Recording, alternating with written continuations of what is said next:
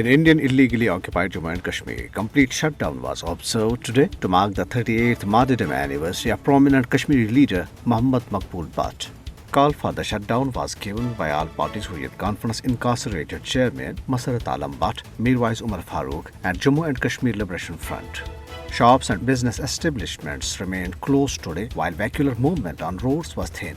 The occupation authorities deployed Indian troops and police personnel in strength in Srinagar and other areas to prevent people from staging anti-India demonstrations. Shopkeepers in Srinagar, Islamabad and other areas refused to open shops despite being threatened with dire consequences by the occupation authorities.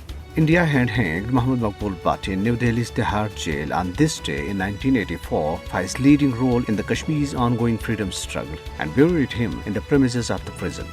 All parties Hurriyat conference chairman Massarat Bhat, in a message from Tihar jail, termed the observance of complete shutdown as an eye-opener for Indian fascist rulers. He said, New Delhi must read the writing on the wall that the Kashmiri people want an end to its illegal occupation of their motherland. Senior APHC leader Aga Saeed Hassan al-Moswi al-Safi, in a statement in Srinagar while paying homage to Muhammad Maqbool Bhat, said that he was a brave and selfless leader who kissed the gallows but didn't surrender before the tyrant India.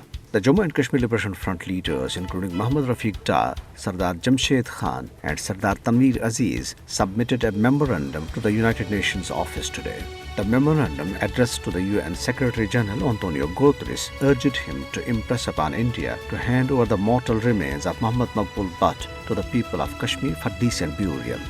Speakers at a seminar organized by the All Parties Hurriyat Conference AJK chapter at its office in Islamabad today said that the Kashmiri people would not allow the sacrifices of Muhammad Maqbool Bhat and other martyrs to go waste and would continue their freedom struggle till complete success. The seminar was presided over by the All Parties Hurriyat Conference AJK chapter convener Muhammad Farooq Rahmani.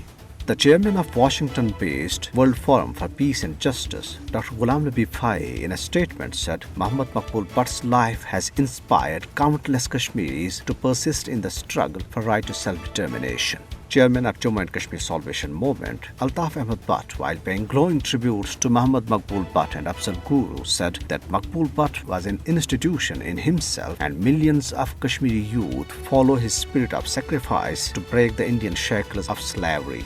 Meanwhile, the occupation authorities did not allow people to offer Jummah prayers today at historic Jamia Masjid Srinagar for the 28th consecutive week. Anjuman Awqaf of the Jamia Masjid, in a statement, strongly denounced the authorities' action. One Indian policeman was killed, while 3 others, along with a paramilitary soldier, were injured in a grenade attack in Nishat Park area of Bandipora district today. Over 2,000 intellectuals in India who are working as lawyers, journalists, academicians and women rights activists have said that ban on hijab in classrooms and campuses in South Indian state of Karnataka, which is now spreading to the other states, is a hate crime. In an open letter, they warned that like cow, namaz and skull cap, hijab is only the latest pretext to impose apartheid on and attack Muslim women in India.